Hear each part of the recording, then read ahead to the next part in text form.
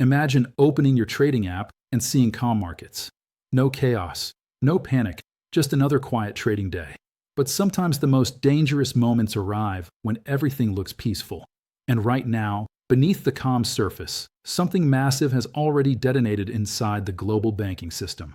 Deep within the balance sheets of the world's largest financial institutions, from London to New York, a regulatory shift has just flipped the game board. No headlines, no breaking news alerts, yet the consequences are enormous. This is not speculation. This is not some distant forecast. This is happening right now. The Bank for International Settlements has officially begun enforcing the Net Stable Funding Ratio, known as NSFR, a rule that most traders and even many financial professionals barely paid attention to. For years, it sounded technical and distant. Today, it becomes painfully real. And for bullion banks, this marks the end of a very profitable era. For over a decade, major banks operated in a system where paper precious metals contracts were treated almost like real metal. Banks could sell massive amounts of gold and silver exposure without actually holding the metal. It was all balance sheet mechanics and leverage. In simple terms, banks could create enormous paper positions, sometimes leveraged over 30 times their actual physical holdings, and the system allowed it. But that privilege just expired. Under the new enforcement, banks must now hold stable funding equal to roughly 85% of the value of their unallocated gold and silver positions. That means if a bank has $1 billion worth of exposure on paper, it now needs hundreds of millions in real capital backing it. And here is the uncomfortable truth. They do not have that cash, and they definitely do not have enough physical metal. What we are watching unfold is a collision between financial math and regulatory reality. A system built on leverage is being forced to meet rules designed for stability, and the numbers simply do not fit. So pause for a moment. Ignore the flashing price charts and breaking news banners. Something structural has just changed, and markets do not adjust instantly to structural shifts. They break first, then they adjust. Before we go deeper, think about where you're watching this from.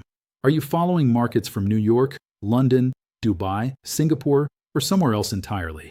Moments like this affect everyone connected to global finance, no matter where they sit. To understand why this matters, we need to look beyond daily headlines and examine how bullion banking actually worked until this morning. Because this isn't about investor mood swings. This is about the plumbing of the financial system itself. And that plumbing has just been condemned by regulators. For decades, under earlier regulatory frameworks, unallocated precious metals were treated almost like cash equivalents. When someone bought gold or silver exposure from a bank, the bank didn't necessarily store specific bars for that client. Instead, the buyer received a claim, essentially an IOU, recorded on the bank's books. The system functioned on trust that not everyone would demand physical delivery at once. This allowed banks to operate a fractional reserve system for metals, issuing far more paper claims than physical inventory. But NSFR changes the classification entirely. Unallocated precious metals are no longer treated as highly liquid, low-risk assets. They are now categorized as volatile exposures requiring heavy funding support, and that dramatically alters bank balance sheets. Under old rules, if a bank wanted to push silver prices lower, it could flood the futures market with synthetic supply. Selling paper contracts cost very little in terms of required capital. Price pressure could be created cheaply and efficiently. Now, every large short exposure demands expensive capital backing. Suddenly, suppressing prices is no longer cheap. It becomes costly, even dangerous. The entire profit model flips upside down. To grasp the scale of the problem, we need to look at futures market data. By the end of last week, open interest in silver futures represented billions of ounces of silver on paper. Yet only a small fraction of that exists in vaults available for delivery. In other words, dozens of paper claims exist for every real ounce of metal ready to ship. Normally, this works because traders roll contracts forward rather than taking delivery. Confidence keeps the machine running. But the new rules punish banks for carrying those paper positions. Holding them now drains capital. Banks suddenly face a brutal choice. They can buy back contracts, becoming aggressive buyers and pushing prices higher. They can try to secure physical metal, competing in an already tight market. Or they can attempt to raise new capital to support positions that are losing money. None of these options are attractive. And another mechanism begins to break under this pressure: algorithmic trading strategies used for price suppression. For years, markets often saw sudden price drops at predictable hours, driven by automated trading programs placing massive sell orders to create fear and momentum. Many of those orders never intended to execute. They existed to influence behavior. But now, even temporary exposure triggers capital requirements. Risk departments cannot allow large short positions to appear, even briefly. The old playbook stops working. The artificial supply of paper silver that helped anchor prices for years is beginning to disappear. Markets now move closer to real price discovery, where actual physical supply matters more than financial engineering. And the data suggests physical supply is far tighter than many realize. This isn't a classic liquidity crisis where money disappears. Ironically, there is plenty of currency in the system. The crisis is collateral. You can print dollars, euros, or yen endlessly, but you cannot print gold or silver. And regulators are now saying only real assets count as stable backing. Banks are stuck trying to exit a room through a door built for something much smaller than they are. And as they try to squeeze through, friction builds. What we may be witnessing is the mathematical end of the fractional precious metals system that dominated markets for years. But to fully understand why this moment matters, we need to step back into history, because today's crisis follows a pattern markets have seen before, even if most modern traders don't recognize it. And that is exactly where we go next. To understand why moments like this tend to spiral so quickly, we have to revisit history. Financial markets have an incredibly short memory. Most traders active today never lived through the monetary crises that shaped modern regulation. But central bankers studied those disasters carefully when designing the rules now squeezing bullion banks. And the pattern keeps repeating. It always starts the same way. Paper claims grow larger than the real assets backing them. Confidence holds the system together until suddenly it doesn't. Take the early 1930s.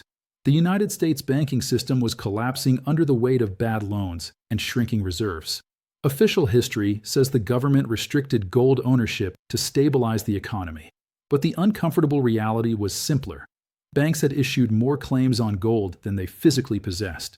When people began demanding real metal instead of paper, the system faced insolvency. So the rules changed.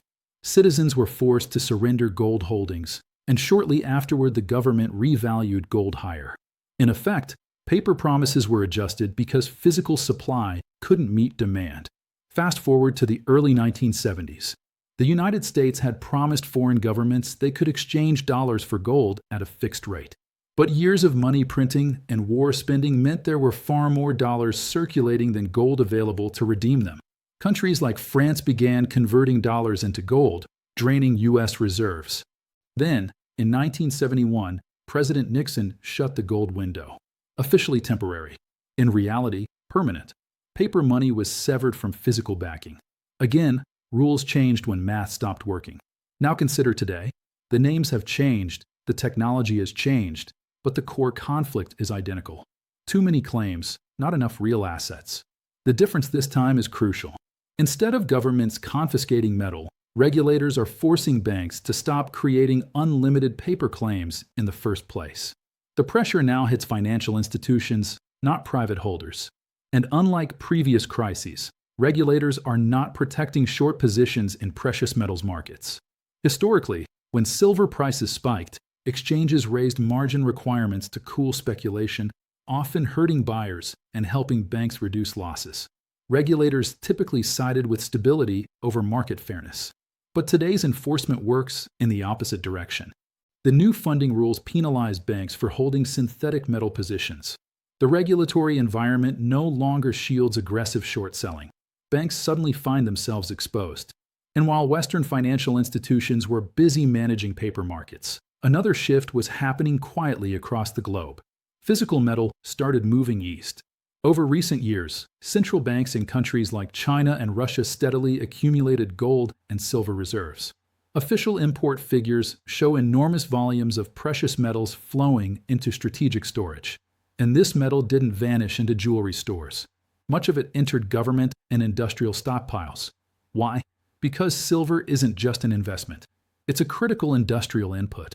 Modern infrastructure, renewable energy, telecommunications, defense systems, all rely heavily on it. Eastern governments understood something Western markets ignored. Suppressed prices create buying opportunities. So while paper markets kept prices low, physical metal flowed out of Western vaults into long-term strategic reserves elsewhere. And now, as banks scramble for collateral under new rules, much of that supply is already spoken for. This creates a new geopolitical reality. For decades, precious metal pricing power lived in London and New York through futures markets dominated by paper contracts. Now, pricing influence shifts toward markets where physical delivery matters more. Shanghai, Mumbai, regional hubs where industrial demand and physical settlement dominate. This is more than a banking story. It's a transfer of financial influence. Western institutions suddenly find themselves short assets that competitors have been quietly accumulating. When markets fully digest this shift, confusion will likely follow. Paper prices may swing violently as positions unwind, but the physical market, where real metal changes hands, could behave very differently. Temporary crashes in futures prices may occur while, at the same time, physical premiums rise due to scarcity. We've seen similar divergences before, but rarely at this scale. And here's the uncomfortable truth. By the time price signals become obvious to everyone, much of the metal may already be locked away. Which brings us to the next layer of the story, one that has nothing to do with banks or regulations and everything to do with the real economy. Because while traders argue over charts, factories around the world need silver to keep operating. And that demand doesn't disappear during financial crises. In fact, it often intensifies. And once industrial demand collides with financial panic, the consequences move from trading screens into everyday supply chains. That's where things start to get very real.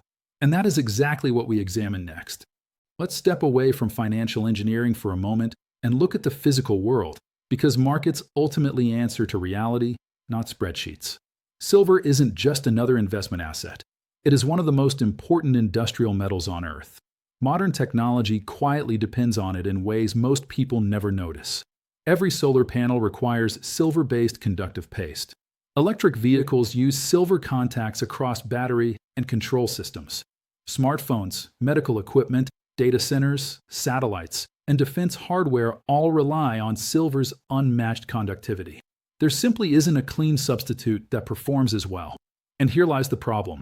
For years, silver prices remained relatively low, often hovering near or even below the cost required to develop new mining projects. When prices stay suppressed, mining companies delay investment, exploration slows, and supply growth stalls. But demand didn't stall. The renewable energy push alone has dramatically increased consumption. Solar installations worldwide are expanding rapidly, and each new installation consumes silver. Electric vehicles add further demand, and digital infrastructure requires more high-performance electronics every year. So while paper markets suggested oversupply, physical demand kept rising. And industrial buyers don't care about futures market prices. They need metal in hand to keep production lines running. If supply tightens, they pay higher prices rather than shut down factories. A $10 or $20 price increase per ounce barely impacts the cost of a finished product.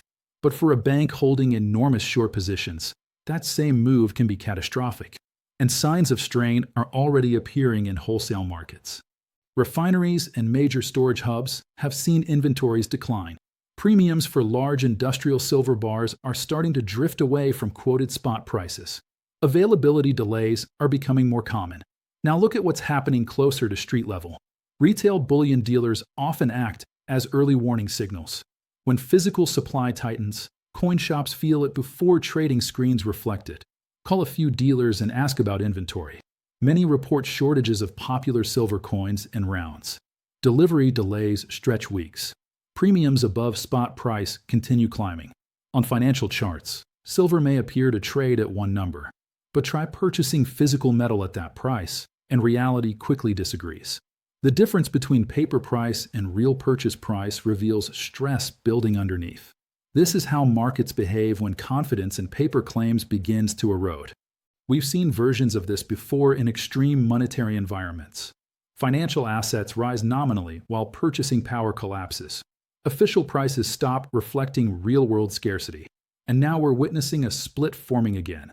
On one side sits the paper market, futures exchanges where enormous volumes trade digitally, rarely involving actual metal movement. On the other side sits the physical market, where manufacturers, investors, and governments compete for finite supply. And increasingly, these two worlds are drifting apart. Dealers have started offering stronger buyback prices, sometimes even above official spot, simply to secure inventory. That is a classic signal of scarcity. Remember how small this market truly is. At current valuations, the entire annual silver supply represents a surprisingly modest dollar value compared to global capital markets.